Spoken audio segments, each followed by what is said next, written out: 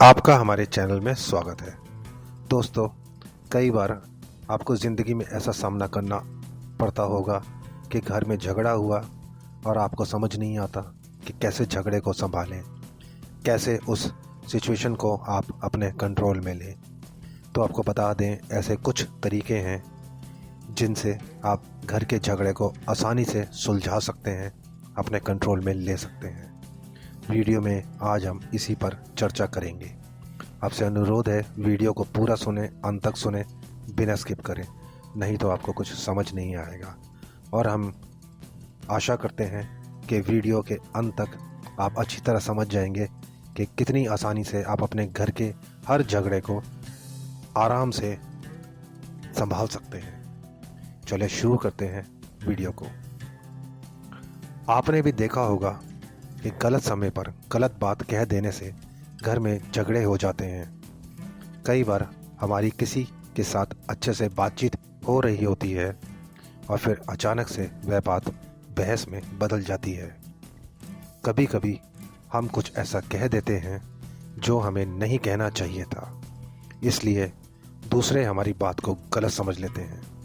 इसके बावजूद हम घर में एकता और शांति बनाए रख सकते हैं। अगर परिवार में दो लोगों की सोच आपस में नहीं मिलती तो इसका यह मतलब नहीं कि परिवार में एकता नहीं है। कई बार हम शायद आपस में एकमत ना हो, लेकिन ऐसा होने पर हम जिस तरह पेश आते हैं उससे यह तय होगा कि घर में शांति होगी या फिर कलेश होगा। कुछ ऐसे तरीकों पर ध्यान दें जिनसे हम घर में शांति बनाए रख सकते हैं। ताली कभी एक हाथ से नहीं बजती। जिस किसी बात पर दो लोगों के बीच बहस होती है, तो अगर उनमें से एक बोलने के बजाय शांति से दूसरे की सुने तो शायद बहस बंद हो जाए। इसलिए उकसाए जाने पर खुद को काबू में रखिए। इससे आप अपनी गरिमा और आत्मसम्मान बनाए रख पाएंगे। परिवार में शांति बनाए रखना बहस जीतने से ज़्यादा ज़रूरी है। अगर हम बिना टोके दूसरे की बात सुने और उसके बारे में पहले से कुछ ना सोचें तो झगड़ा ख़त्म हो सकता है और घर में शांति बनी रह सकती है। उसकी बात पर शक करने के बजाय उसे समझिए। कई बार लोग बिना सोचे समझे कड़वी बातें कह बैठते हैं या फिर किसी और वजह से दुखी होते हैं और हम पर भड़क उठते हैं।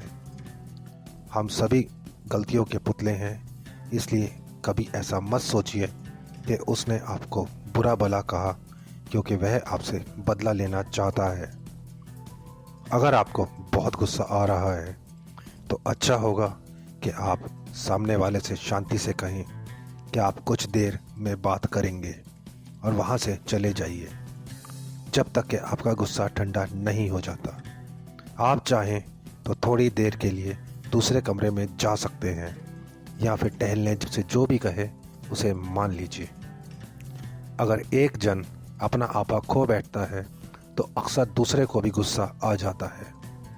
भले ही आपको उसकी बात कितनी बुरी क्यों ना लगी हो, पर आप ताने मत मारिए और ना ही अपनी आवाज़ ऊंची कीजिए। ऐसी कोई भी चुभने वाली बात मत कहिए, जैसे तुम्हें तो मेरी कोई फिक्र ही नहीं या तुम तो मेरी कभी सुनते ही नहीं। इसके बजाय अपने साथी से शांत लहजे में कहिए कि उसने जो किया वह आपको कैसा लगा। जैसे कहिए, मुझे बहुत दुख होता है जब आप ऐसा कहते या करते हैं। धक्का देना, थप्पड़ मारना या मारपीट करना किसी भी हाल में ठीक नहीं है। उसी तरह गाली गलौज करना या डराना धमकाना भी किसी नज़रिए से सही नहीं है। माना कि आप गुस्से में हैं या चिढ़े हुए हैं, लेकिन जब आपका किसी से झगड़ा होता है तो आप दोनों ही हार जाते हैं, और अगर आप शांति बनाए रखते हैं तो आप दोनों ही जीत जाते हैं। इसलिए अपना आपा मत खोइए, क्योंकि आप घर में शांति बनाए रखना चाहते हैं। यह आपके हाथ में है कि घर युद्ध का मैदान होगा या फिर शांति का बसेरा। भले ही आपको लगे कि आपकी कोई गलती नहीं है, फिर भी आप इस बात के लिए माफ़ी मांग सकते हैं कि आप चिढ़ गए या आपने जाने अनजाने में कुछ ऐसा कह दिया जिससे झगड़ा बढ़ जाए। बहस जीतने से कहीं ज़्यादा मायने रखता है आपसी रिश्ते में शांति होना। अगर कोई आपसे माफ़ी मांगता है तो फ़ौरन उसे माफ़ कर दीजिए। आशा करते हैं दी गई जानकारी आपको उपयोगी लगी होगी। वीडियो में अंत तक बने रहने के लिए आपका धन्यवाद। वीडियो अच्छी लगी हो तो लाइक एवं शेयर कर दीजिएगा एवं चैनल पर नए हैं तो चैनल को सब्सक्राइब कर दीजिएगा। जल्द मिलते हैं एक नए एवं रोचक वीडियो के साथ। धन्यवाद।